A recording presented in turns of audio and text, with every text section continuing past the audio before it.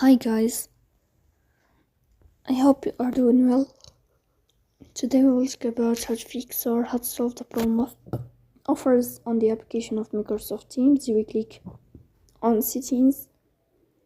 Here you will go to apps, default apps, app settings. Then you will search here about the application of Microsoft Teams and you will click in this page like this. Here you will go to first stop and you will click OK. Then you will enter to storage. Here you will click on clear cache. In the end you will turn off your phone and you will wait a moment to restart your phone again to fix that problem. So please don't forget to support us by like and subscribe. See you next time and thank you for your watching.